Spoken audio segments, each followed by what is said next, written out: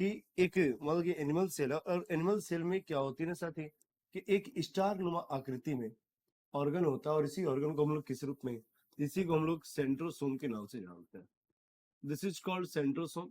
और ये करता क्या है, तो जैसे जैसे हमारी कोशिकाएं बड़ी होती है ना, जैसे जैसे हमारी कोशिकाएं बड़ी होती है, तो अपने स्टेज में, यानी कि जैसे जैसे कोशिकाएं बड़ी होती है तो अपने स्टेज में क्या करता है, तो कुछ स्पिंडल फाइबर का निर्माण करता है। भाई स्पिंडल फाइबर क्या होता है, जिसको हम लोग हिंदी में तुर्क तंतु कहते हैं। ये कुछ इस प्रकार से तुर्क तंतुओं का निर्माण करता है, और ये वही तुर्क तंतु होते हैं जो कि हमारे गुणसूत्रों से आकर जुड़ जाते हैं। ये वही तुर्क तंतु होते हैं जो कि हमारे गुणसूत्रों से आकर जुड़ जाते हैं। और साथ ही ध्यान देना कि फिर उसके बाद हमारी कोशिका और बड़ी होती है, तो ये तुर्क तंतु क्या करते हैं, तो हमारे कोशिका के विभाजन में मदद करते हैं। लेकिन ध्यान दीजिएगा कि ये जो है हमारे सेंट्रोसोम है ना, ये सिर्फ और सिर्फ किसमें पाया जाता है, तो एनिमल सेल में पाया जाता है, ना कि प्लांट सेल में। साथ ही ध्यान देना, मैंने बोला इसके बारे में, मैंने क्या बोला साथ ही इस बात को ध्यान देना। या हम बात करते तर्क का है, जिसकी हम लोग खोज के बारे में डिस्कस करते हैं। इसकी खोज किसके द्वारा, तो इसकी खोज बोबेरी जिसे साइंटिस्ट के द्वारा किया गया था। बोबेरी ने इसका खोज किया था, इस बात को ध्यान दीजिएगा। हम बात करते हैं कि यह जो है, यह सिर्फ जंतु कोशिका में पाया जाता है। मेरे साथ याद रखना, यह सिर्फ किसमें पाया जाता है, यह सिर्फ जंतु कोशिका में पाया जाता है। यह सिर्फ जंतु कोशिका में पाया जाता है, इस बात को आप लोग याद रखना। यह सिर्फ जंतु कोशिका में पाया जाता है, इस चीज को आप लोग याद रखेंगे, भली भांति इस चीजों को दिमाग में बैठा लेंगे। उसके बाद मैंने बोला कि यह अपने विकसित अवस्था में, हम बोल सकते हैं कि यह अपने जो विकसित अवस्था होती है, मेरे साथ ही याद रखना, यह अपने विकसित अवस्था में क्या करते हैं, यह अपने विकसित अवस्था में तुर्क तंतु यानी स्पिंडल फाइबर, मैंने बोला कि तुर्क तंतु जो होता है, जिसको हम लोग किस रूप में, जिसको हम लोग स्पिंडल फाइबर के रूप में जानते हैं, स्पिंडल फाइबर का निर्माण करता है, स्पिंडल फाइबर का निर्माण करता है, इस बात को आप लोग याद रखना।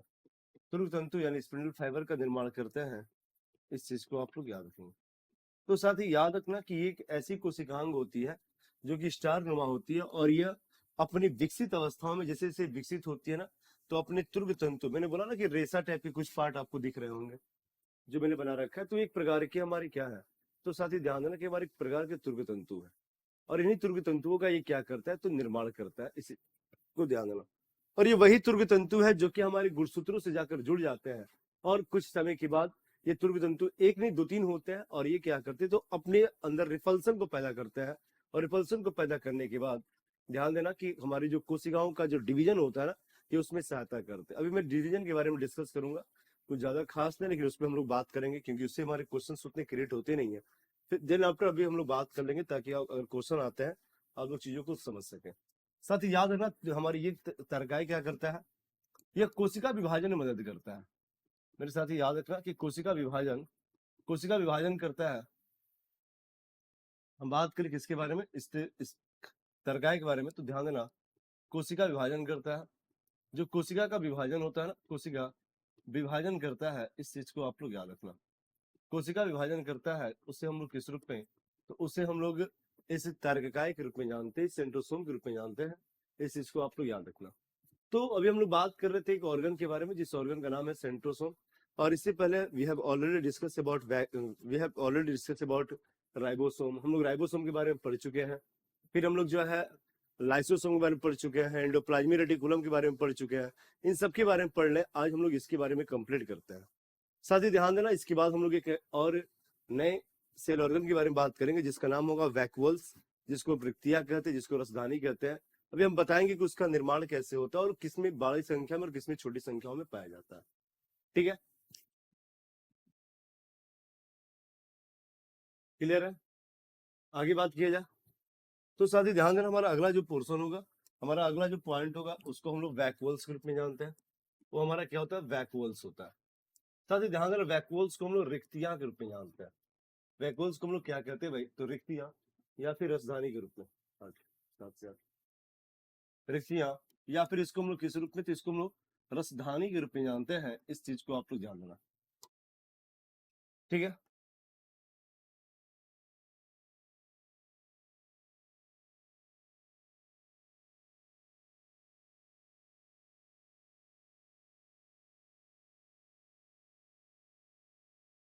अब ध्यान देना वैक्यूल्स क्या होता है। जैसा कि साथी आपको पता है ना, कि हमारे शरीर में, मैंने जस्ट बोला था कि हमारे शरीर में एक सेल होता है, ये हमारा जो सेल है, और सेल के अंदर जो है बीचों बीच में क्या होते हैं, तो बीचों बीच में सेल के न्यूक्लियस पाया जाता है, और उसी सेल के अंतर्गत में क्या होता है, तो कुछ इस प्रकार के एक अंग पाया जाता है। एक बार सभी लोग कमेंट करना, तो इस वाले अंग को हम लोग क्या कहते हैं, एक बार सभी साथी कमेंट करना कि इस वाले अंग को क्या कहते हैं। ठीक है, तो साथी ध्यान देना, तुर्क तंतु एक प्रकार का रेशा होता है स्वार्णी प्रवीण, और वो जो तुर्क तंतु होते हैं ना, जो हमारे गुणसूत्र से जाकर जुड़ जाते हैं, अभी हम बताएंगे, अभी हम जस्ट पढ़ेंगे जब कोशिका विभाजन, मैं आपको दिखाऊंगा कि उसका काम क्या होता है। आज हमारी सेल चैप्टर फाइनली कंप्लीट होने वाली है।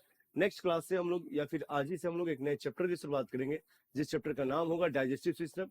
और आपको पता होना चाहिए कि जो हमारे टीआरई 3.0 की एग्जाम्स हुई थी, उसके अंतर्गत में और टीआरई 2.0 में डाइजेस्टिव सिस्टम के बहुत सारे क्वेश्चन से, लगभग 3 से 4 ऐसे क्वेश्चन है, तो हम लोग उन सभी क्वेश्चन को क्लियर करने का काम करेंगे। ठीक है, तो हमारी, मैंने क्या बोला, ये जो पार्ट होता है ना साथी, ये जो पार्ट, इसको हम लोग किस रूप में, तो इसको हम लोग गोल्जी बॉडी के रूप में जानते हैं। ये हमारा क्या होता है भाई, गोल्जी बॉडी होता है।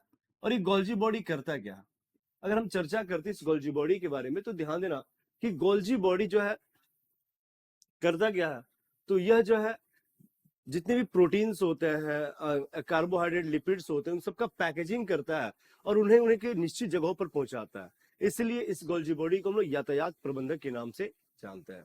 ठीक है, तो ये जो गोल्जी बॉडी जब टूटता है, मैंने याद करो, मैंने बताया था लाइसोसोम के बारे में, कि जब गोल्जी बॉडी टूटता है तो लाइसोसोम का निर्माण करता है, और लाइसोसोम के अंतर्गत में एक हाइड्रोलाइटिक इंजाइम्स होती है, जो इंजाइम क्या करता है भाई, तो हमारे जितने भी अनुवांशिक पदार्थ, यानी कि बेकार के पदार्थ जो हमारे उस सेल के अंतर्गत में आ जाते हैं, उन सबका डाइजेशन करता है, जैसा कि आपको मैंने बता रखा है। सिर्फ ध्यान देना कि वो जो छोटा छोटा होता है ना, तो वो ऐसे होता है, साथ ही याद रखना। उसके बाद हमने बोला कि जब ये, वही जो है गोल्जी बॉडी टूटकर जब बड़ी आकृति में होता है ना, उसी को हम लोग किस रूप में, तो उसको हम लोग रसधानी के रूप में जानते हैं। हम बोल सकते हैं कि इसका निर्माण जो है, साथ ही याद रखना, हम बोल सकते हैं कि इसका निर्माण किसके द्वारा होता है भाई, तो इसका निर्माण गोल्जी बॉडी के टूटने से होता है। इसका निर्माण गोल्जी बॉडी के क्या होता है, तो गोल्जी काय, गोल्जी बॉडी यानी गोल्जी काय के बारे में बात कर रहे हैं, गोल्जी काय के टूटने से होता है। गोल्जी काय के टूटने से होता है, इस चीज को आप लोग याद रखना, से होता है। इससे हम लोग किस रूप में, इसे हम लोग रिक्तियां यानी राजधानी के रूप में जानते हैं।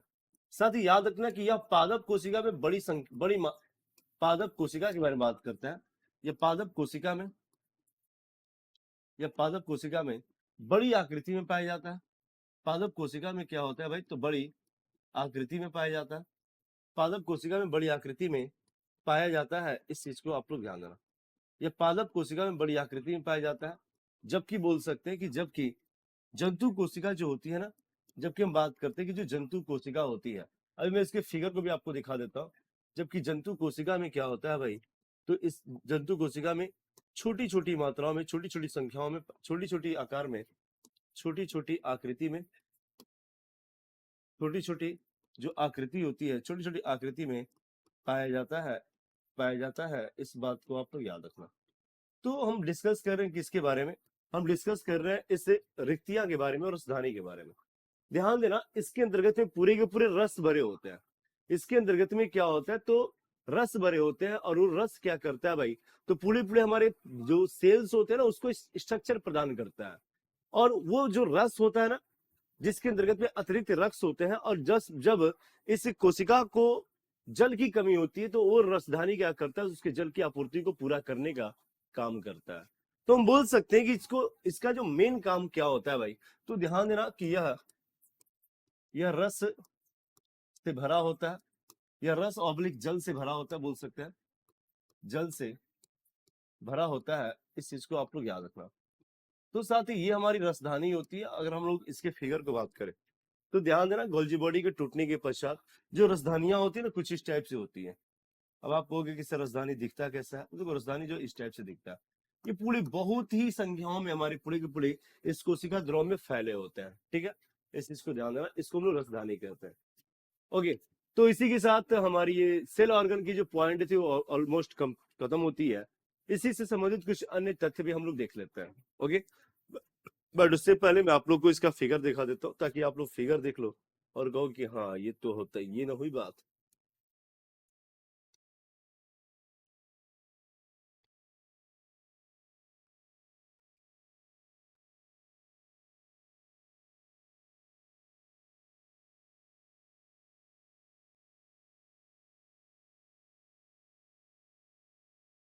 बात करें कि वैक्यूल्स की साइज कैसे होती है, इन वैक्यूल्स दिखते कैसे हैं।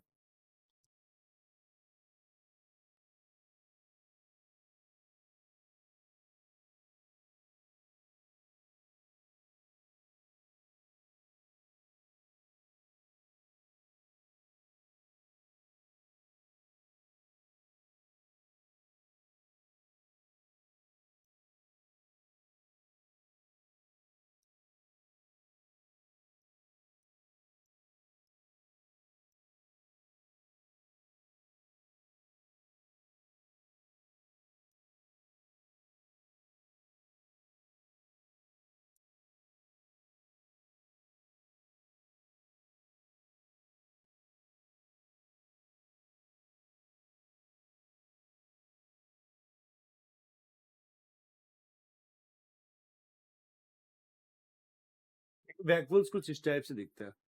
मैंने बोला कि देखो ये जो है ना, ये जो बड़ा वाला पार्ट दिख रहा है ना, ये बड़ा वाला, इसी को हम लोग वैक्यूल कहते हैं। ये हमारा वैक्यूल होता है, इसको हम लोग वैक्यूल कहते हैं, जो कि प्लांट सेल में बड़े बड़े आकृति में पाया जाता है।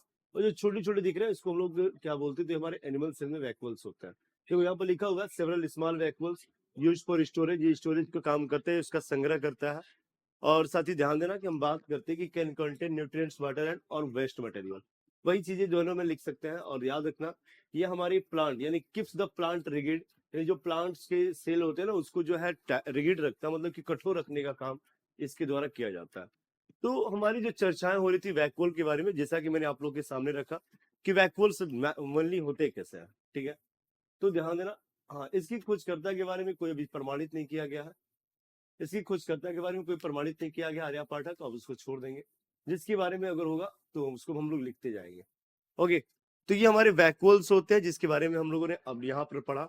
और इसी के साथ हमारा ये पूरे सेल ऑर्गन और जो सेल चैप्टर था वो कंप्लीट होता है। बस सेल चैप्टर की एक और पॉइंट है जिसको हम लोग सेल डिवीजन के रूप में जानते हैं, तो हम लोग सेल डिवीजन को यानी कोशिका विभाजन को देखने वाले हैं इसी अगले पॉइंट में, ठीक है। लेकिन उससे पहले कुछ इंपोर्टेंट फैक्ट को देख लेते हैं, क्योंकि वहां से भी क्वेश्चंस आते हैं। जैसे बात करते हैं कि जो सबसे बड़ी कोशिका कौन सी है, सबसे छोटी कोशिका कौन सी है, हमारे शरीर में सबसे बड़ी कोशिका और हमारे शरीर में सबसे बड़ी कोशिका कौन सी होती है, इन सब चीजों को हम लोग देखने वाला है, ठीक है। तो अगला हमारा पॉइंट होगा महत्वपूर्ण तथ्य। ध्यान देना साथी, महत्वपूर्ण तथ्य के बारे में बात कर रहे हैं। महत्वपूर्ण तथ्य, महत्वपूर्ण तथ्य में बात करेंगे सबसे पहला कि विश्व की सबसे बड़ी कोशिका, विश्व की, हम बात करते हैं कि विश्व की सबसे बड़ी कोशिका कौन सी है। विश्व की सबसे बड़ी कोशिका के बारे में डिस्कस करते हैं मेरे साथी, मेरे प्यारे मेरे मित्र। विश्व की सबसे बड़ी कोशिका को हम लोग किस रूप में, तो याद रखना कि शुतुरमुर्ग जो होता है ना, शुतुरमुर्ग, शुतुरमुर्ग विश्व की सबसे बड़ी कोशिका शुतुरमुर्ग के अंडे की होती है। शुतुरमुर्ग के अंडे की होती है, विश्व की सबसे बड़ी कोशिका होती है। वही बात करते हैं कि विश्व की सबसे छोटी कोशिका कौन सी है। विश्व की सबसे छोटी कोशिका, विश्व की सबसे छोटी, साथ ही याद रखना कि कोशिका के बारे में डिस्कस करते हैं। विश्व की सबसे छोटी कोशिका कौन सी होती है, तो उस कोशिका को हम लोग किस रूप में, तो याद रखना विश्व की सबसे छोटी कोशिका हम लोग किस रूप, माइकोप्लाज्मा के रूप में जानते हैं। माइकोप्लाज्मा, जिसको हम लोग पूरा नाम माइकोप्लाज्मा गैलीसैप्टिकम के रूप में जानते हैं। माइकोप्लाज्मा गैलीसैप्टिकम होता है। तीसरा बात करते हैं कि मानव शरीर के बारे में। चलो मैंने लिख दिया मानव शरीर, एक मैंने लिखा मानव शरीर, ठीक है। मानव शरीर की बात करते हैं सबसे बड़ी कोशिका, मानव शरीर की जो सबसे बड़ी कोशिका होती है ना, मानव शरीर की सबसे बड़ी अगर हम लोग कोशिका के बारे में बात करते हैं तो उसको हम लोग अंडाणु कहते हैं। वो हमारा क्या होता है भाई, तो हमारा अंडाणु होता है जो कि महिलाओं में पाया जाता है, जिसको हम लोग इंग्लिश में ओवम कहते हैं। वही बात करते हैं कि मानव शरीर की जो सबसे छोटी कोशिका, हम शरीर बात करते हैं कि सबसे जो छोटी कोशिका होती है, मानव शरीर की जो सबसे छोटी कोशिका के बारे में, तो उसको हम लोग शुक्राणु के रूप में जानते हैं। जिस शुक्राणु को हम लोग स्पर्म के नाम से, स्पर्म इंग्लिश में बोलते हैं। वही बात करेंगे कि मानव शरीर की सबसे लंबी कोशिका कौन सी है भाई। मानव शरीर की सबसे लंबी अगर कोशिका के बारे में बात करते हैं, सबसे लंबी कोशिका वो कौन सा है, तो याद रखना उसे हम लोग किस रूप में, उसे हम लोग न्यूरॉन के रूप में जानते हैं। जो कि जिसको तंत्रिका तंत्र की कोशिका के रूप में जाना जाता है। तो इस प्रकार आप लोगों ने क्या देखा कि सबसे बड़ी कौन है, सबसे छोटी कौन है और सबसे लंबी कौन है। ये भी हमारे लिए एक इंपॉर्टेंट पॉइंट है, इसको भी आप लोग ध्यान देना। ओके, हाँ चलो, वेरी गुड। बातें समझ में आ रही है? और सभी साथी कमेंट करना। एक बार सभी साथी कमेंट करेंगे कि जो चीजों को हम लोग पढ़ रहे हैं, आर यू अंडरस्टैंड, आप लोग इस बात को समझ रहे हैं? एक बार सभी साथी, सभी प्यारे और सभी प्यारी, प्यारी भी लोग हो ना सब लोग, तो बताना बातें जो हम लोग पढ़ रहे हैं क्लियर हो रही है?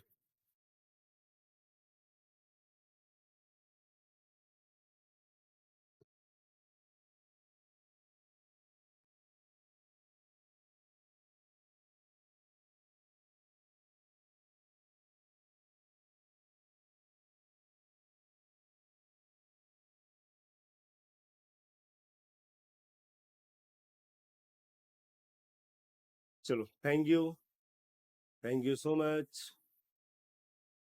Vandana Kumari, yes sir. Okay, प्रशांत चौरसिया, यस सर, उसे मौसम और सलोनी सिन्हा, एमडी यूसुफ, मुस्कान, प्रतिभा, गौरव, हर्षित, मीनाक्षी, प्रमोद, एसके, ज्योति, सुमन, दुर्गा, राधिका, हर्षिका। चलो वेरी गुड, बहुत अच्छा।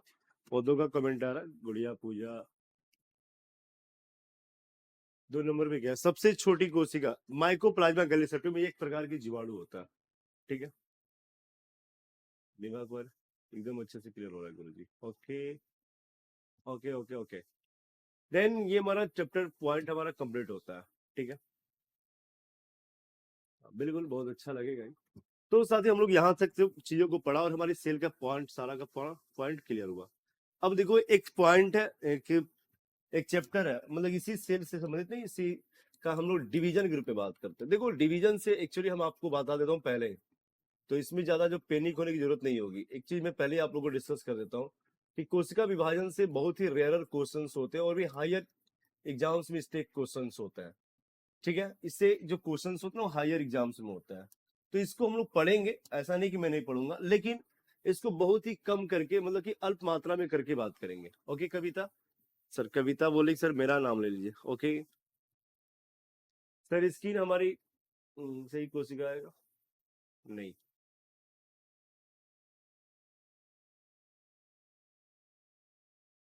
ठीक है, तो मेरे कहने का मतलब है कि जो सेल डिवीजन एक चैप्टर है ना, इससे सेल डिवीजन से उतने क्वेश्चंस आते नहीं है, और क्वेश्चन आते भी है तो हायर एग्जाम्स में होते हैं, जो कि बीपीएससी के जो सीएससी की एग्जाम्स होती है या फिर हायर एग्जाम्स होते हैं ना, वहां पे इस चीजों के बारे में, यानी कि इसकी क्लासेस, सॉरी, इसकी क्वेश्चंस पूछे जाते हैं। हम लोग इसको पढ़ेंगे, ऐसा नहीं कि मैं नहीं पढ़ूंगा, बट हम लोग जो है इसको छोटे छोटे पॉइंट में करके पढ़ेंगे, जो हमारे लिए ज्यादा इंपॉर्टेंट नहीं होता। बस हमको कुछ कुछ जो इंपॉर्टेंट होता है हमारे इस कि आपकी, मतलब कि आपके एग्जाम्स के लिए, उसके हम लोग उसी को कंप्लीट करने वाला है। ठीक है, तो बाकी हम लोग चीजों को आगे बढ़ाते हैं और हम बात करेंगे इस सेल डिवीजन के बारे में। साथ ही याद रखना कि कोशिका का विभाजन क्यों होता है। जैसा कि आपको पता है कि कोशिका सिद्धांत जो दिया गया था वो स्लाइडेन और स्वान के द्वारा दिया गया था। यू नो वेरी वेल, आपको भली बात ही पता है, ध्यान से सुनिएगा बातें, सारी बातें क्लियर हो जाएंगे। ठीक है, कि जो कोशिका सिद्धांत है, कोशिका सिद्धांत जो दिया गया था वो स्लाइडेन और स्वान के द्वारा दिया गया था। जिन्होंने क्या कहा था, जिन्होंने क्या कहा था भाई, तो जिन्होंने ये कहा था कि हमारे शरीर में जितने भी ऑर्गन्स है वो सभी के सभी सेल और उसके उत्पाद से मिलकर बने होते हैं, जैसा कि मैंने आपको लिखा रखा। उसके बाद एक चीज और मैंने बोला कि ये जो, साथी ध्यान देना कि जो उन्होंने, स्लाइडेन स्वान ने कहा कि हमारे शरीर में नई नई कोशिकाओं का निर्माण होता है। बट जब उनसे पूछा गया कि भाई नए नए कोशिकाओं का निर्माण होता कैसे है, तो इस बात को बताने में असक्षम हो गए, इस बात को बताने में असक्षम हो गए। अब बात को बताने में असक्षम हो गए तो फिर साथी ध्यान देना, उन्हीं के कोशिका सिद्धांत को आगे बढ़ाते हुए एक नया साइंटिस्ट आते हैं और उस साइंटिस्ट का नाम है रुडोल्फ विर्चो। याद करिए, मैंने बताया था कि रुडोल्फ विर्चो ने कहा था कि स्लाइडेन और स्वान ने जो भी बातें कही है भाई, उन्होंने क्या कहा था कि कोशिका सिद्धांत जो कहा था, दिया था स्लाइडेन स्वान ने, और कहा था कि जितने भी ऑर्गन्स है वो सभी के सभी कोशिकाओं से मिलकर बने हैं। लेकिन उन्होंने इस बात को बताने में असक्षम रहा कि हमारे शरीर में जो नई कोशिकाओं का निर्माण होता है वो कैसे होता है, इस बात को बताने में गड़बड़ा गया। तो रुडोल्फ विर्चो ने कहा कि चलो ठीक है भाई, गड़बड़ा गए तो उस बात को प्रमाणित करते हैं। और उन्होंने कहा कि जो नई कोशिका जो बनती है ना, वो पुरानी कोशिकाएं विभाजित होकर बनती है, जिसके लिए उन्होंने एक टर्म दिया था, शायद आपको याद होना चाहिए, ओमनी सेलुला ई सेलुला। मेरे साथी, ओमनी सेलुला ई सेलुला का मतलब ही होता है पुरानी कोशिका से नई कोशिका का निर्माण होना। पुरानी कोशिका से नई कोशिका का निर्माण होना ही क्या कहलाता है? तो उसे हम लोग किस रूप में, तो याद रखना कि ओमनी सेलुला इस सेलुला के रूप में जानते हैं, जिसमें जिसके बारे में किसके द्वारा, तो बोल सकते हैं कि रुडोल्फ विर्चो के द्वारा देखा गया था। मेरे कहने का मतलब है कि मान लो कि जो पुरानी हमारी कोशिकाएं हैं और यही विभाजित होकर क्या करती है, तो एक नई कोशिकाओं का निर्माण करती है। मेरे साथ ही याद रखना कि जो कोशिका विभाजित होती है ना, उसको हम लोग किस रूप में, उसको हम लोग पेरेंट सेल कहते हैं। वो हमारा पेरेंट्स पेरेंट सेल होता है, जिसको हम लोग मातृ या पितृ कोशिका के रूप में जानते हैं।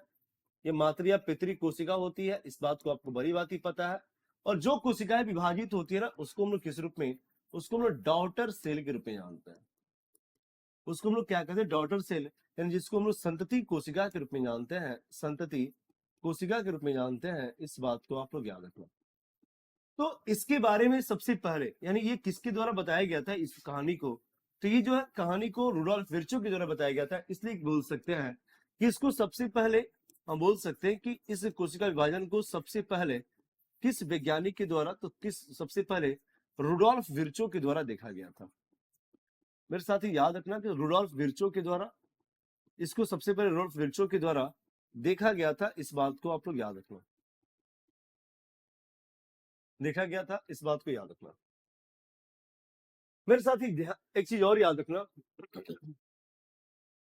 एक चीज और ध्यान देना कि अब यहां हम बात करें कि मान लो कि हमारी छोटी कोशिका एक हमारी नई कोशिका है, और नई कोशिका बनी, तो क्या इसमें तुरंत डिवीजन हो सकता है क्या? मान लो कि नई कोशिका है और नई कोशिका तुरंत हमारे डिवीजन करके नई नई दो कोशिकाओं का निर्माण कर सकता है क्या? नहीं कर सकता है। पहले जो है इसको एक स्टेज तक गुजरना पड़ेगा, और इस स्टेज में आते आते वो जो इतना बड़ा इसको होना पड़ेगा, इतना बड़ा हो जाएगा, तब जाकर इसके अंतर्गत में डिवीजन होगा, और डिवीजन होने के बाद दो नई नई कोशिकाओं का क्या करेगा, तो निर्माण करेगा। तो यहां से यहां तक का जो स्टेज होता है ना, यहां से यहां तक गुजरने के लिए एक लंबे स्टेज को इनको सामना करना पड़ता है, तब जाकर ये छोटी छोटी दो नई कोशिकाओं का ये क्या करते हैं, तो निर्माण करते हैं। जैसे एग्जाम्पल के तौर पर हम बोल सकते हैं कि अगर मान लो कि अगर हमारे घरों में, अगर मान लो कि किसी महिला ने किसी बच्ची को जन्म दिया, किसी लड़की को जन्म दिया, तो क्या लड़की तुरंत बच्चे को जन्म दे सकती है क्या? नहीं। सबसे पहले लड़की में, मतलब होता है ना कि उनकी एक प्यूबर्टी आएगी। प्यूबर्टी मतलब कि महिलाओं की जो प्रवृत्तियां होती हैं, जिससे उनके अंतर्गत में एमसी पीरियड आना स्टार्ट होंगे, उनके स्तन ग्रंथियां वृद्धि करेंगी, मतलब बहुत सारी प्रवृत्तियां आती हैं, वो ओवम का निर्माण करेंगी, मतलब ऐसी जो प्रवृत्तियां आती हैं। तो मान लो चलो जीरो से बोल सकते हैं कि 18 वर्ष तक मिनिमम, मिनिमम सॉरी, मिनिमम जो है उनको 18 वर्ष तक अपने आप को परिपक्व करना होगा, वो अपने आप को तैयार करती है। उसके बाद उनकी शादी ठीक होती है, शादी ठीक होने के बाद उनकी शादी होती है, शादी होने के बाद वो हस्बैंड के पास जाती है और प्रेग्नेंट होती है, तब कहीं जाकर 9 महीने के बाद अपने बच्चे को जन्म देती है। तब यानी कि मान लो सपोज फिर से लड़की का जन्म दी, तो क्या वो लड़की पुनः बच्चे को जन्म दे सकती है क्या? नहीं, पुनः उसको 18 साल को कंप्लीट करना होगा, करना होगा ना भाई, पुनः उनको 18 साल कंप्लीट करना होगा, तब फिर तो उसकी शादी होगी, प्रेग्नेंट होगी, 9 महीने घर में बच्चे को पालेगी, तब जाकर बच्चियों को जन्म देगी। तो ऐसे सिस्टम्स हमारे कोशिकाओं में भी होते हैं, ऐसे सिस्टम हमारे उस कोशिकाओं में भी होते हैं कि जब कोई बड़ा सेल, यानी जब छोटा सेल जब बना है, ये छोटा सेल क्या करता है कि परिपक्व होकर बड़ा सेल बनेगा, और बड़ा सेल बनने के बाद तब जाकर दो अलग अलग प्रकार की छोटी छोटी कोशिकाओं का क्या करता है, तो निर्माण करता है। साथ ही ये जो यहां से यहां तक फिर ये जो प्रक्रिया चलती है ना, इसी को हम लोग किस रूप में, तो याद रखना, इसी को हम लोग सेल साइकिल के रूप में जानते हैं। This is called cell cycle, यानी इसी को हम लोग किस रूप में, तो कोशिका चक्र के रूप में जानते हैं। मेरे साथ ही याद रखना कि जो कोशिका चक्र इतना ही, मतलब कि मैंने बताया, ठीक है, तो ध्यान देना कि हमारी जो क्या है, तो इसी को हम लोग इस प्रक्रिया को हम लोग क्या कहते हैं, तो सेल साइकिल कहते हैं। अब हमारी जो सेल साइकिल होता है, और यहां से यहां तक, फिर जो यहां तक ये जो प्रक्रिया हो रही है, इसको हम एक साइकिल के माध्यम से समझेंगे। तो टॉपिक होगा हमारा सेल साइकिल।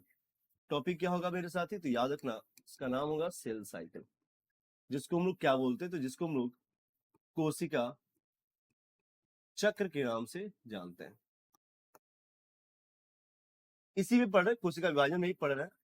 ध्यान देना मेरे साथी कि मान लो कि एक मैंने सर्किल बनाया, और उसके अंतर्गत में मैंने क्या किया कि यहां से लेकर यहां तक सबसे जो ज्यादा टाइम, देखो मेरे साथी, मेरे दोस्त, मेरे मित्र, जो सबसे ज्यादा जो टाइम लगता है ना, 0 से लेकर 18 साल। आपको पता है ना, लड़कियों का जो सबसे ज्यादा अगर उनमें समय होता है तो 0 से 18 वर्ष तक होता है। सबसे पहले 0 से 18 वर्ष तक अपने आप को तैयार करती है। हाँ ठीक है, 12 से 13 साल में उनकी सारी प्रवृत्तियां होने लगती है, लेकिन हमारी जो कानून बनाई गई है, हमारी जो एक्ट बनाई गई है, उसमें कम से कम 18 वर्ष तक लड़कियों को शादी नहीं करना होता, नहीं तो बाल विवाह के रूप में जाना जाता है। इसलिए मैंने उसको 18 साल लिया। ठीक है, तो साथ ही ध्यान देना, मेरे कहने का मतलब है कि जो यहां से यहां तक वाला, यानी कि लड़कियों में जो 0 से 18 साल का पीरियड बहुत लंबा होता है। उसके बाद जो होता है ना कि मान लो कि शादी ठीक हुआ, शादी हुआ, प्रेग्नेंट हस्बैंड के पास गई, प्रेग्नेंट हुई और बच्चे को जन्म दी, तो वो जो प्रोसेस होता है ना, शादी के बाद से और बच्चे को जन्म देने में बहुत कम समय लगता है। लगभग किसी किसी का तो 1 साल में ही हो जाता है, किसी किसी का 9-10 महीना में ही हो जाता है।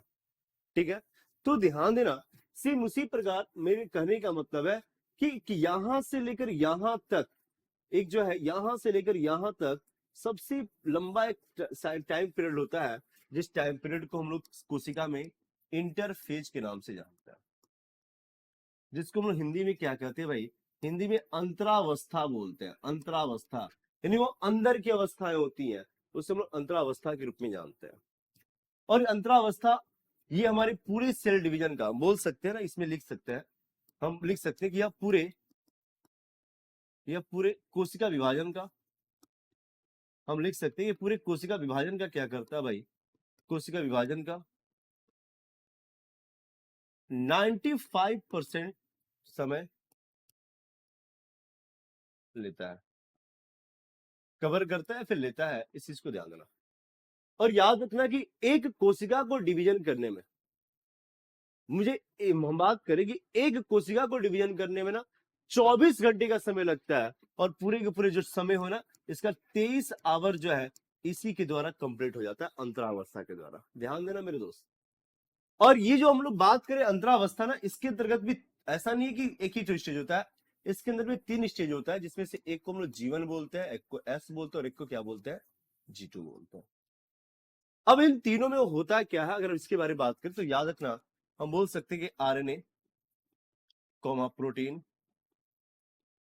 कॉमा, हम बोल सकते हैं कि जो आरएनए प्रोटीन का निर्माण होता है, आरएनए प्रोटीन का निर्माण होता है, इस चीज को आप लोग याद रखना। फिर हम बात करें एस फोर, क्या होता है, S four synthesise of DNA, यानी डीएनए का संश्लेषण। सिंथेसाइज का मतलब होता है संश्लेषण। किसका संश्लेषण होने लगता है, तो डीएनए का संश्लेषण होने लगता है। और यहां पर क्या होते हैं, तो साइटोप्लाज्म,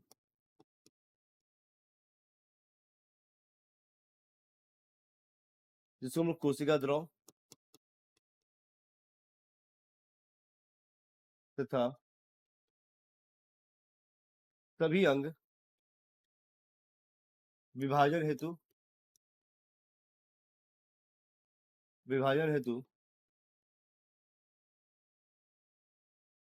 तैयार हो जाते हैं।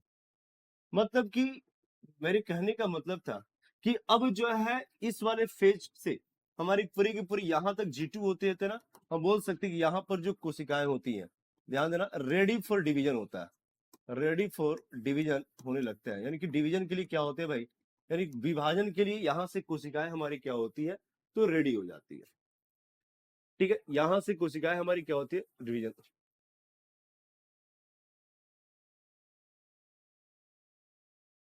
क्या लिख रहा है राज, चिंता एक ऐसी डाकनी जो काट कलेजा खाए, बेच बेचारा क्या करे कहाँ तक दवा लगाए। काका बोका और कहा जी, सुबह सुबह काका लिखता है जी। तो अच्छे से सो नहीं पाए हम, पता नहीं, 1-2-1:30 बज गए, आदत हो गई है देर सोने की, और सुबह सुबह आपकी क्लास लग गई है, और आपको यकीन नहीं होगा कि बहुत ज्यादा मेहनत हो जाता है। आपके प्यार, बस आपका प्यार है, बस यही सोचते हैं कि भाई कितना कुछ दे दूं, और आपको लगता भी होगा, दिखता भी होगा। आप लोग कुछ ही बैचेज के साथ हमारे साथ जुड़े हुए हैं, लेकिन और भी बहुत सारे बैचेज हैं। अब यहाँ से निकलेगा ना तो ऑफलाइन क्लासेज होती है। कुछ लोग बोल रहे हैं कि सर अब थके थके लग रहा है, ऐसा नहीं है, बस सिर्फ थोड़ा सा मतलब कि अच्छे से सो नहीं पाया ना, जिसकी वजह से 1 बजे सोया है और 5:30 बजे जगे गया है। क्योंकि आज पूजा पाठ भी करना होता है। आज क्या, मैं डेली पूजा पाठ करता हूँ, तो थोड़ा सा ये है।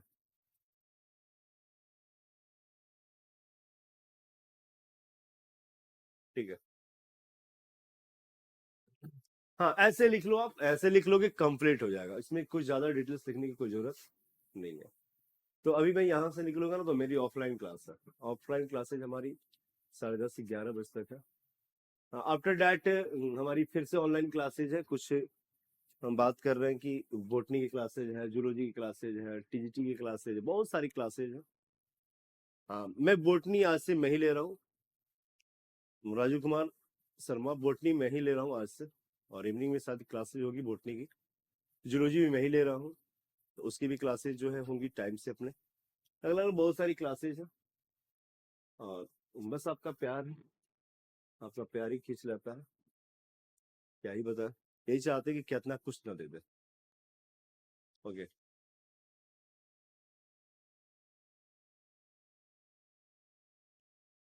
और ऊपर से गर्मी भी बहुत ज्यादा है। गर्मी बहुत ज्यादा है। गर्मी बहुत ज्यादा है।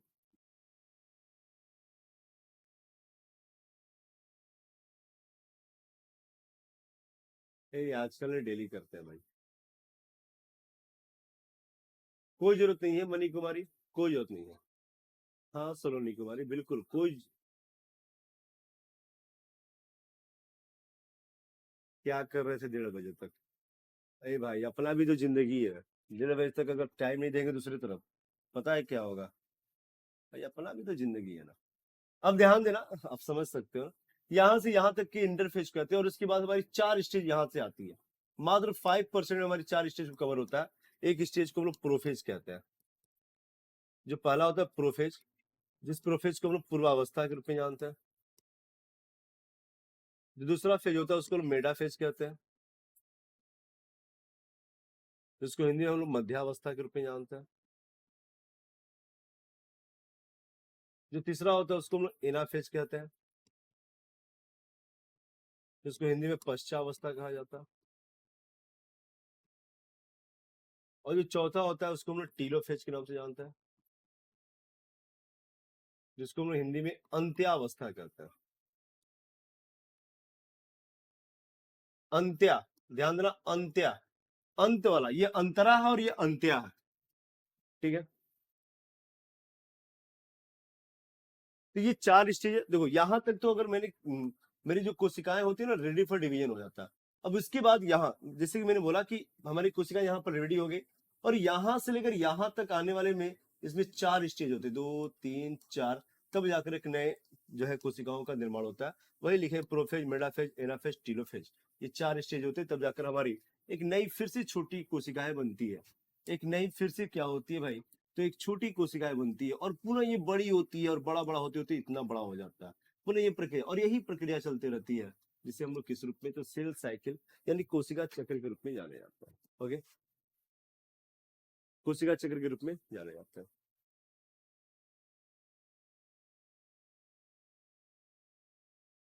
ठीक है। हम हम बताते हैं क्वेश्चन किस टाइप से आएंगे। ओके। हम चर्चा कर लेंगे। अब देखो, कोशिका विभाजन हमारी, आप लोगों ने देखा कि कोशिका विभाजन को सबसे पहले किसने देखा था, तो सबसे पहले रुडोल्फ विर्चो के द्वारा देखा गया था। और जिस कोशिका का विभाजन होता है उसे मातृक कोशिका, और जिसमें विभाजन के बाद जो नई कोशिकाएं बनती है उसे संतति कोशिका के नाम से जानते हैं।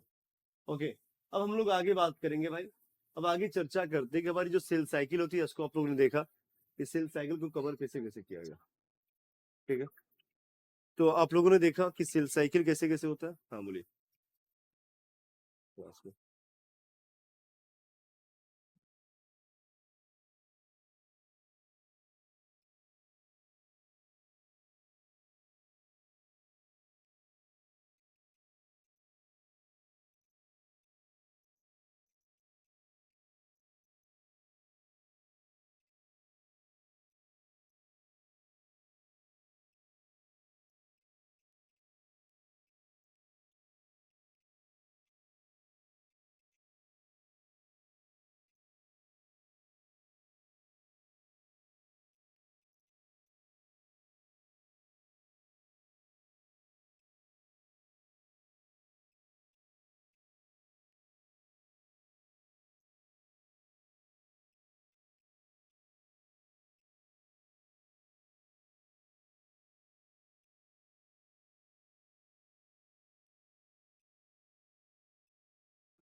तो ठीक है, हम लोग बात करते हैं आगे, हमारी कोशिका विभाजन के बारे में चर्चाएं कर रहे हैं। अभी मैं बताता हूँ कि हम बताते हैं कि गुणसूत्र कब आता है, बताता है, सब कुछ बताता है। ठीक है, हमारी हम बात करें कोशिका विभाजन। साथ ही अगला हमारा जो पॉइंट होगा कोशिका विभाजन के प्रकार। ध्यान देना, अगले हम लोग बात करेंगे किसके बारे में, तो कोशिका विभाजन के प्रकार के बारे में बात करेंगे। कोशिका विभाजन के प्रकार, तो याद रखना जो कोशिका विभाजन के प्रकार के बारे में बात करते हैं तो इसके 3 प्रकार होता है। इसके कितने प्रकार होते हैं भाई? 3 प्रकार होता है। पहला जो होता है जिसको हम लोग किस रूप में, जिसको हम लोग असूत्री विभाजन के रूप में जानते हैं। मेरे साथ ही याद रखना कि असूत्री जो विभाजन होता है ना, ये किस में होता है, एक बार ध्यान से सुनना। असूत्री विभाजन जिसको हम लोग अमाइटोसिस के रूप में जानते हैं। और साथ ही ध्यान देना कि ये जो विभाजन होता है ना, प्रोकैरियोटिक जीवों में होता है। बोल सकते हैं कि यह विभाजन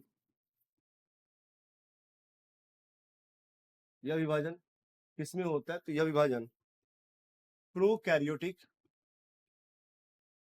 यह विभाजन प्रोकैरियोटिक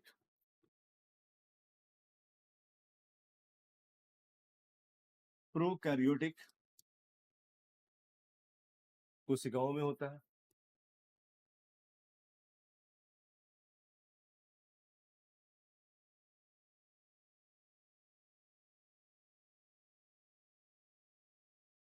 प्रोकैरियोटिक कोशिकाओं में होता है। ठीक है, इस चीज को ध्यान दो। अब आपको पता है ना, प्रोकैरियोटिक कोशिकाओं में बहुत सेल ऑर्गन होते ही नहीं।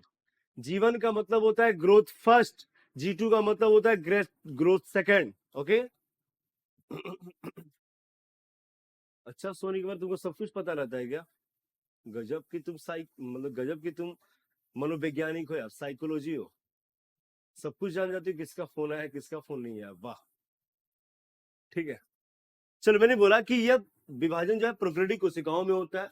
और आपको पता है कि जो प्रोकैरियोटिक सेल्स होते हैं ना, उसमें ना न्यूक्लियस होता है, उसमें ना न्यूक्लियस होता है, ना ही उसमें कोई माइटोकॉन्ड्रिया होता है, ना ही उसमें लाइसोसोम, ना ही मतलब कि वैसी कोशिका जिसमें कोई सेल ऑर्गन नहीं होते हैं, कोई सेल ऑर्गन नहीं होते हैं, तो ध्यान देना साथी कि उसे हम लोग बोल सकते हैं कि वो हमारे एक प्रकार की जो उसमें विभाजन होती है ना, उस विभाजन को असूत्री विभाजन, अमाइटोसिस डिवीजन के रूप में जानते हैं।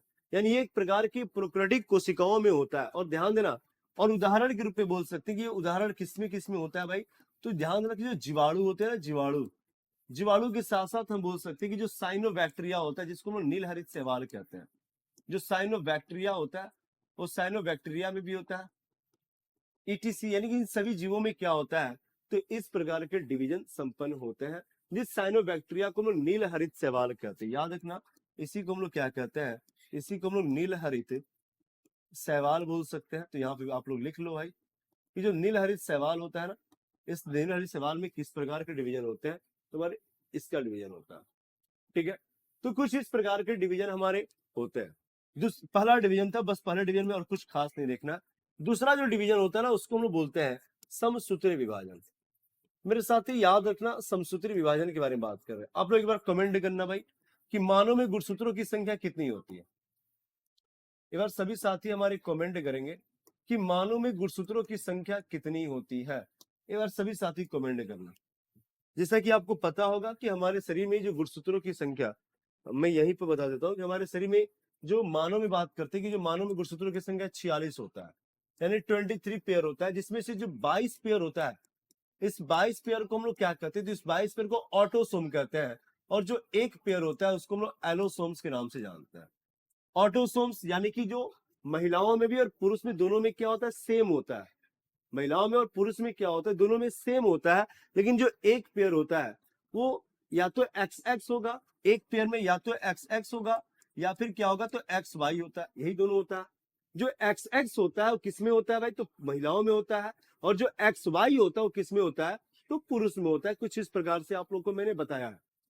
साथ ही ध्यान देना कि ये जो दो प्रकार की जो सेल, यहाँ पे दो प्रकार के गुणसूत्र दिख रहे हैं ना, उसमें से जो 22 पेयर वाला गुणसूत्र है, यानी जो 22 जोड़ा वाला गुणसूत्र है, इसका जो विभाजन होता है वो हमारे इस समसूत्री विभाजन के अंतर्गत में होता है।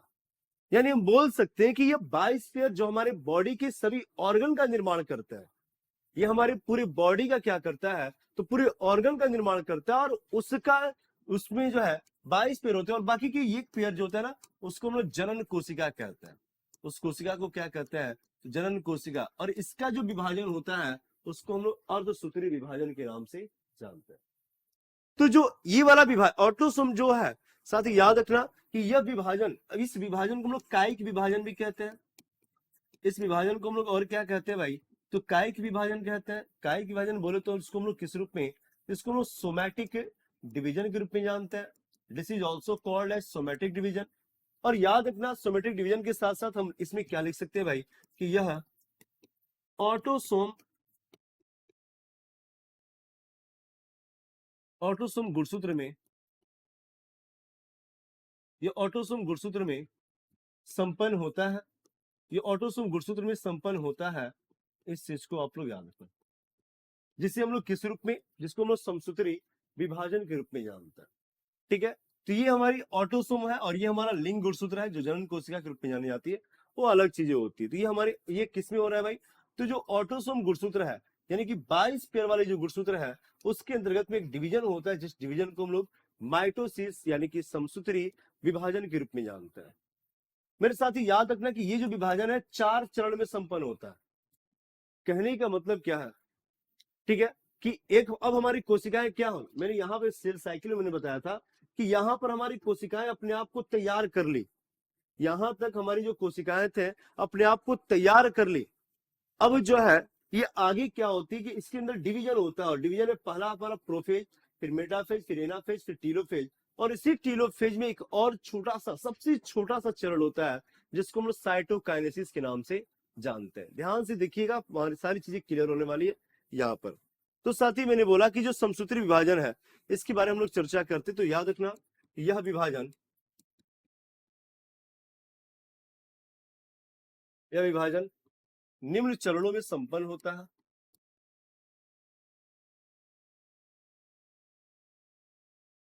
निम्न चरणों में संपन्न होता है।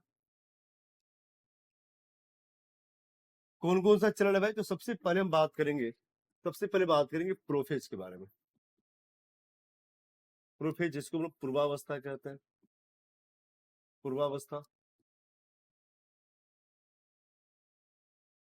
अब इसमें देखना क्या होता है कि मान लो कि कोई हमारी सेल है, कोई हमारी कोशिका है, और कोशिका के अंदर पता है ना न्यूक्लियस होते हैं, और न्यूक्लियस में आपको पता होना चाहिए मेरे दोस्त, मैंने बताया था कि एक रेसी नुमा आकृति का, रेसी मतलब धागी नुमा आकृति की एक जाल पाई जाती है जिसको हम लोग क्रोमेटिन जाल कहते हैं। और ये जो क्रोमेटिन जाल होता है और एक पर्पल कलर के अंग से जुड़ा होता है जिसको लोग न्यूक्लियोलस कहते हैं। आप पढ़ रहे होंगे न्यूक्लियस के बारे में, तो वहां पर मैंने इस चीज को बताया है, वहां पर मैंने इस चीजों को बताया है, इस चीज को आप लोग ध्यान देना। अब हमारी कोशिकाएं क्या होती हैं, तो ध्यान देना, हमारी कोशिकाएं जैसे विकसित होती हैं, तो विकसित होने के क्रम में हमारे साथ ही याद रखना कि जो कोशिकाएं होती है ना, उस कोशिका के अंदर जो न्यूक्लियस होती है, उस न्यूक्लियस का जो मेम्ब्रेन होता है, ये जो हमारा न्यूक्लियस है, मैंने न्यूक्लियस को बनाया है, ये न्यूक्लियस है, और न्यूक्लियस के ऊपर एक मेम्ब्रेन, उन मेम्ब्रेन गायब हो जाता है, और ये जो क्रोमेटिन जाल था ना, ये जो क्रोमेटिन जाल था वो कुछ इस प्रकार से संश्लेषित हो जाता है, कुछ इस प्रकार से संश्लेषित हो जाता है। इस चीज को आप लोग ध्यान दें। ये कहानी हमारी किसमें हो रही है, तो प्रोफेज में हो रही है, पूर्वावस्था में हो रही है। उसके बाद फिर से हमारी कोशिकाएं अभी डिवीजन की नहीं, हम बात करते हैं हमारी कोशिकाएं फिर से अभी और आगे बढ़ी, तो साथ ही याद रखना आगे बढ़ने के क्रम में यहाँ पे फिर आगे बढ़ी, तो जो अलग अलग, साथ ही ध्यान देना कि सबसे पहले जो हमारी यहाँ वाली जो थी ना, इसको हम लोग क्या कहते थे, इसको हम लोग क्रोमेटिन जाल कहते हैं। आप पढ़े होंगे भाई, मैंने आपको पढ़ाया है, मुझे को पता है। क्रोमेटिन जाल, जब न्यूक्लियस आप पढ़ोगे ना, मैंने बताया था क्रोमेटिन जाल क्या होता है। यही क्रोमेटिन जाल क्या करता है, तो आगे जाकर संश्लेषित हो जाता है और क्रोमेटिड का निर्माण करता है। ये आगे जाकर किसका निर्माण कर लिया, क्रोमेटिड का निर्माण कर लिया। और मेरे दोस्त याद रखना कि ये जो बहुत सारे क्रोमेटिड आपको दिख रहे हैं ना, वो सारे के सारे क्रोमेटिड हमारे, कुछ ऐसे इसमें से क्रोमेटिड है जो कि एक दूसरे के साथ क्या होते हैं, तो जुड़ जाते हैं, कुछ इस प्रकार से जुड़ जाते हैं, और जहां जुड़ते हैं उसको हम लोग सेंट्रोमियर के नाम से जानते हैं।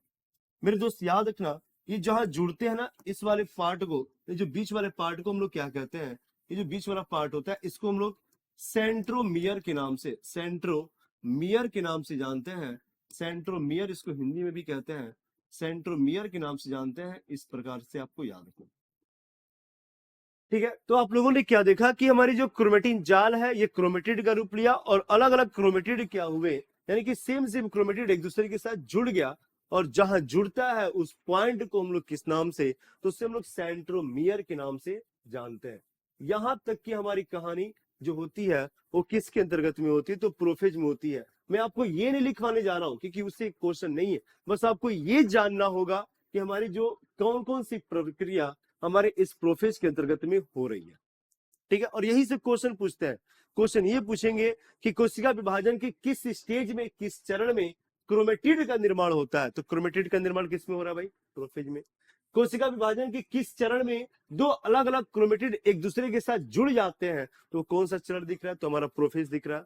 और जहां जुड़ते हैं उसे क्या कहते हैं, तो सेंट्रोमियर कहते हैं। तो ये पार्ट आपको प्रोफेज में होती है। हमारी प्रोफेज खत्म हुई। अब इसकी अगली बारी बात करते हैं, तो अगला हमारा जो कहानी होगा वो हमारा दूसरा जो होगा उसको मेटाफेज के रूप में जानते हैं। मोस्ट इंपोर्टेंट फेज होता है मेरे दोस्त, इस बात को याद रखना, जिसको हम लोग मध्यावस्था के नाम से जानते हैं। अभी मध्यावस्था में होता क्या है, तो मैंने बोला कि चलो ठीक, हमारा सेल था, और सेल के मैंने क्या बोला कि सेल के अलग अलग क्रोमेटिड एक दूसरे के साथ यानी कि उसके अंतर्गत में जुड़ चुके हैं। अब वो यही क्रोमेटिड क्या करता है ना, यही क्रोमेटिड क्या करता है, तो अलग अलग प्रकार के, हम बोल सकते हैं कि अलग अलग प्रकार के क्या करता है, तो गुणसूत्रों का निर्माण कर लेता है। देखो कुछ इस प्रकार से गुणसूत्र दिखने लगे, यानी बोल सकते हैं कि गुणसूत्र का निर्माण, गुणसूत्र गुणसूत्र जो दिखने लगता है वो किस स्टेज में दिखता है भाई, तो याद रखना उस स्टेज को हम लोग किस रूप में, तो उससे हम लोग इस मेटाफेज के रूप में जानते हैं। यानी यहां पर क्या होता है भाई, तो गुणसूत्र का निर्माण हो जाता है। अब समझ में आया, किसी ने शायद पूछा था कि सर गुणसूत्र बताइए कहाँ आता है, तो गुणसूत्र का निर्माण हो जाता है। गुणसूत्र का निर्माण किस फेज में दिख रहा है भाई, तो उस फेज को हम लोग क्या कहते हैं, तो उससे हम लोग मेटाफेज के रूप में जानते हैं। ठीक है, उस फेज को क्या कहते हैं, तो उससे हम लोग मेटाफेज के रूप में जानते हैं। इस चीज को आप लोग ध्यान देना।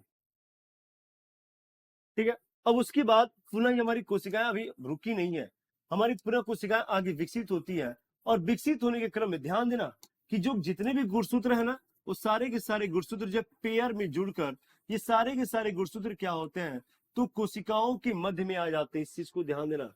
और साथ ही आपको अभी जस्ट मैंने बताया था कि एक सेंट्रोसोम होता है। सेंट्रोसोम क्या करता है कि अपने जैसे जैसे कोशिकाएं डेवलप करती है, जैसे जैसे कोशिकाएं विभाजन की तरफ चलती है ना, तो वे क्या करता है, तो अपने अंदर से तुर्क तंतु का निर्माण करता है। अभी जस्ट मैंने बताया ना तुर्क तंतु के बारे में, तो जो तुर्क तंतु के बारे में बात करता है। ठीक है, तो ध्यान देना साथी कि ये जो हम बात करें कि यहाँ पर एक स्टार नुमा आकृति में ऑर्गन पाई जाती है, होता है एक ही ठो है, लेकिन ये जैसे जैसे होता है ना बढ़ता है, यानी जैसे जैसे हमारी कोशिकाएं डेवलप होती है, वो अपने जैसे बहुत सारे प्रतिलिपियों को क्या करता है कि जन्म दे देता है। मान लो कि हमारी प्रतिलिपि जो है यहाँ पर जन्म हो गए, बहुत सारी प्रतिलिपि क्या हो गई, तो जन्म दे दी।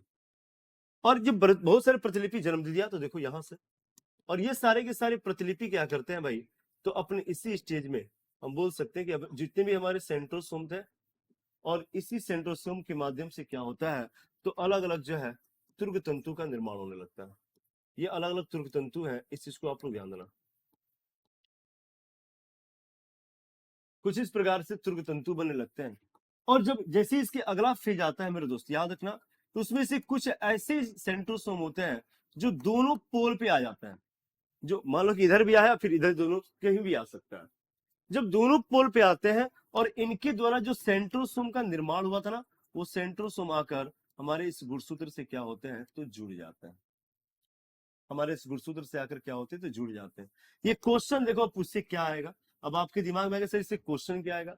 क्वेश्चन ये आएगा कि ये तुर्क तंतु का निर्माण, मैंने बोला कि जो तुर्क तंतु यानी कि स्पिंडल फाइबर के बारे में बात कर रहा है, कि जो स्पिंडल फाइबर होता है ना, स्पिंडल फाइबर का निर्माण, किस स्पिंडल फाइबर का निर्माण जो होता है वो किस स्टेज में होता है, तो याद रखना वो स्पिंडल फाइबर का निर्माण हमारा मेटाफेज में हो रहा है। यहाँ पे हम बात करेंगे कि स्पिंडल फाइबर यानी कि तुर्क तंतु किसके साथ, तो याद रखना कि तुर्क तंतु गुणसूत्र से जुड़ जाते हैं। गुणसूत्र के मध्य से, ध्यान देना, गुणसूत्र के मध्य से आकर क्या होते हैं, तो मध्य से जुड़ जाते हैं, मध्य से जुड़ जाते हैं। इस बात को याद रखना, जिस प्रक्रिया को हम लोग किस रूप में, यानी जो स्टेज को हम लोग किस रूप में, तो याद रखना साथी, उसे हम लोग इस मेटाफेज के नाम से जानते हैं। अब ध्यान देना कि इसमें क्या हुआ, अब इसमें एक चीज और होता है भाई, साथ ही याद रखना, ये जो गुणसूत्र आगे विकसित होता है ना, तो हम बोल सकते हैं कि सभी गुणसूत्र कोशिका के मध्य में, मैं इस चीज को इसलिए लिख रहा हूं क्योंकि क्वेश्चन है, सभी गुणसूत्र कोशिका के मध्य में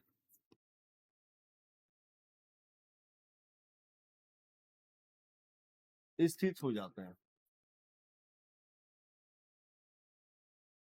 स्थित हो जाते हैं, इस बात को आप लोग याद रखना। तो यहां तक हमारी मेडाफेज की कहानी चल रही थी, मेडाफेज हमारा खत्म हो गया। अब देखो इसके जस्ट बाद कौन आएगा, एनाफेज आएगा। इसके जस्ट के आगे की जो कहानी होगी हमारी, कौन सी होगी कहानी, तो एनाफेज की होगी। और एनाफेज में क्या होता है ना, कि ये जो हमारे सेंट्रोसोम जो दिख रहा है, इसके जो तुर्क तंतु है ना, तुर्क तंतु छोटे होने लगते हैं। मान लो तुर्क तंतु जो जुड़ा हुआ है, तुर्क तंतु पूरा जुड़ा हुआ है, और जैसे ही एनाफेज आएगा ना, तुर्क तंतु जो छोटा होने लगेगा। और जब छोटा होने लगेगा तो इसके साथ जो जुड़े हुए गुणसूत्र हैं, उसमें से कुछ गुणसूत्र क्या होता है, ऊपर की तरफ भागेंगे और कुछ नीचे की तरफ भागेंगे।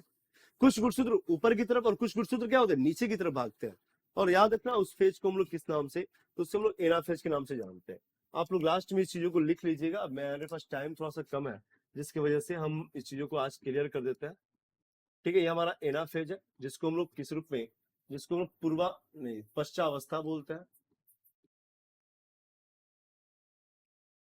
और साथ ही याद रखना है इसमें क्या होता है, कि इसमें जो है गुणसूत्र यानी कि हमारा सेल है, और सेल से आपको पता है कि हमारे क्या है, तो ये हमारे जो है सेंट्रोसोम है। और आपको पता है कि सेंट्रोसोम से क्या निकलता है भाई, तो सेंट्रोसोम से स्पिंडल फाइबर। लेकिन ये जो स्पिंडल फाइबर है वो छोटे होने लगते हैं। ये स्पिंडल फाइबर क्या होते हैं, तो छोटे होने लगते हैं। और जब स्पिंडल फाइबर छोटा होने लगता है, तो अपने अंदर और इसके द्वारा जो जुड़े हुए गुणसूत्र होते हैं ना, वो गुणसूत्र भी क्या होते हैं, तो कुछ इस प्रकार से जुड़कर आगे पीछे यानी कि इस तरफ से इसके साथ भागने लगते हैं। कुछ इस टाइप से इसके गुणसूत्र जो है भागने लगते हैं, इस बात को आप लोग याद रखना।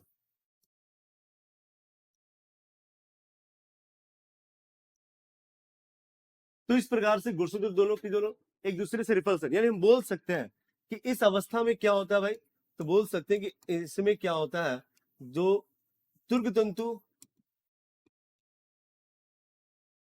यानी हम बात करें किसके बारे में, स्पिंडल फाइबर के बारे में। स्पिंडल फाइबर छोटे होने लगते हैं,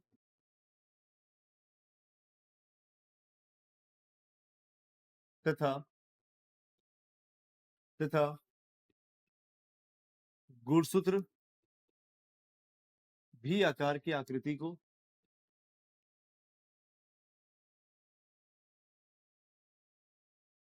भी आकार की आकृति को धारण कर लेता है। अब कहोगे कि भी आकार कैसे होगा, देखो ये गुणसूत्र है ना, कुछ इस टाइप से हो जाता है।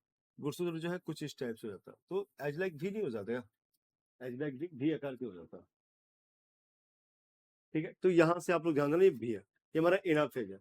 और उसके बाद एक और फेज होता है भाई, और उस फेज का नाम है टीलो फेज।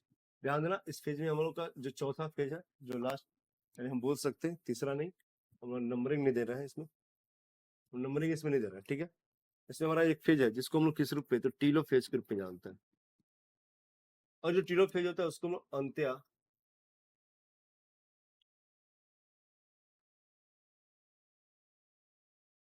अंत्यावस्था के रूप में जानते हैं। और ध्यान देना, इस अंत्यावस्था में क्या होता है, ये जो दोनों अलग अलग हमारे सेल थे ना, जो ऊपर चला गया एक नीचे, ये दोनों दोनों क्या करते थे, एक नए नए जो है क्या होता है, तो एक नए केंद्रक का निर्माण कर लेते हैं ऊपर और एक नीचे। और उसी केंद्रक के अंतर्गत में क्या होती है भाई, तो एक नेटवर्किंग जाल बन जाता है। जो गुणसूत्र कुछ ऊपर गए हैं वो कुछ इस प्रकार से हो जाते हैं, और कुछ जो है इस प्रकार से बना लेता है। तो यही जो है अलग अलग हुआ। और आपको पता ना कि इस कोशिकाओं में क्या होता है, इस कोशिका में क्या होता है भाई, तो बहुत सारे लिक्विड होते हैं, बहुत सारे द्रव होते हैं, जिसको हम लोग कोशिका द्रव कहते हैं। अब ये कोशिका हमारी फिर से आगे बढ़ती है, तो याद रखना कि अब जो है हमारी जो कोशिकाएं क्या होती है, तो दो अलग अलग प्रकार के कोशिकाओं का क्या करता है, यानी कि दो अलग अलग प्रकार के हमारी जो कोशिकाएं के रूप में डिवीजन हो जाता है, इस चीज को ध्यान देना। और यहाँ पे याद रखना साथी, जो इसके हम बोल सकते हैं ना कि जो इसके द्रव थे, जो इसमें जो लिक्विड था ना, जो लिक्विड जो है, अब ये लिक्विड क्या होता है भाई, कि जब लिक्विड के बारे में बात करते हैं, ये भी जो बढ़ जाते हैं।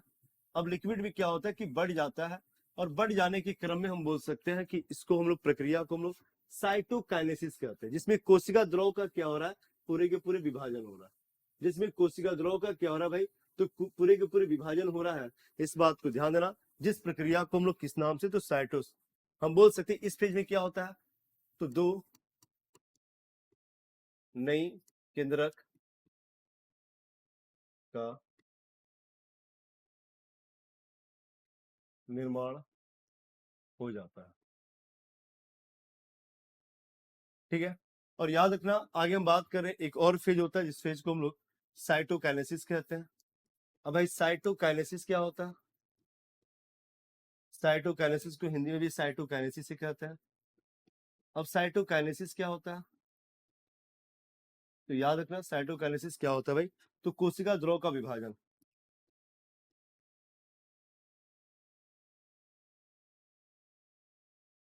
कोशिका द्रव का जो विभाजन होता है ना, कोशिका द्रव का विभाजन, कोशिका द्रव का विभाजन ही क्या कहलाता है, तो उसको हम लोग किस रूप में, तो साइटोकाइनेसिस के नाम से जानते हैं। ठीक है, तो इस चीज को ध्यान देना। तो ये हमारे पूरे के पूरे नई कोशिकाएं हमारी बन गई, अलग अलग प्रकार की जो नई कोशिकाओं का निर्माण होता है, और यही हमारा स्टेप होता है जिसके माध्यम से हमारे अलग अलग प्रकार की नई कोशिकाएं बनती है। साथ ही ध्यान देना, इसमें एक नोट करके लिख लेना आप लोग। नोट में क्या लिखोगे भाई, कि जो सबसे बड़ा यानी कोशिका विभाजन, हम बोल सकते हैं कि समसूत्री विभाजन का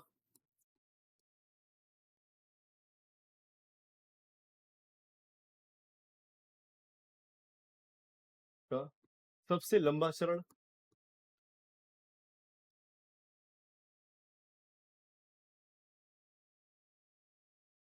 सबसे लंबा चरण पूर्वावस्था तथा सबसे छोटा चरण,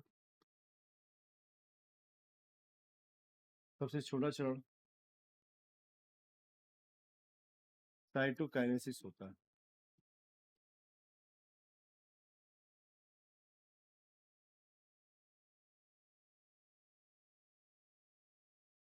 ये हमारा चैप्टर ये नहीं, अभी तो हमारा एक और पॉइंट बचा हुआ है ना, जिसका नाम है अणसूत्री विभाजन। तो आज की कहानी हमारी यहीं तक रहेगी। मिलेंगे अपने नेक्स्ट क्लास में, आप लोग चीजों को नोट कर लीजिएगा। मिलेंगे अपने नेक्स्ट क्लास में, और सुबह के 7 बजे हम लोग प्रतिदिन मिलेंगे आप लोग के साथ, मैं मिलूंगा। आप लोग जरूर ज्वाइन करिएगा इस सेशन को, ठीक है। उम्मीद करते हैं कि यहाँ तक बातें आपको समझ में आई होंगी। एक बार समझ में आई तो थंब करेंगे, फिर मिलते हैं अगले एपिसोड में। और अगले एपिसोड में पूरी बाकी साकी सब लोग पूरा करेंगे हम लोग, और चीजों को कंप्लीट करेंगे। और नेक्स्ट क्लास से हमारे एक नेक्स्ट चैप्टर की शुरुआत होगी, जिस चैप्टर का नाम होगा पाचन। पाचन से बहुत क्वेश्चन आए थे भाई, तो पाचन को हम लोग को पढ़ना है, ठीक है। तो बहुत बहुत धन्यवाद आप सभी साथियों का। मिलते हैं अपने अगले एपिसोड में, तब तक के लिए जय Hind, thank you, love you.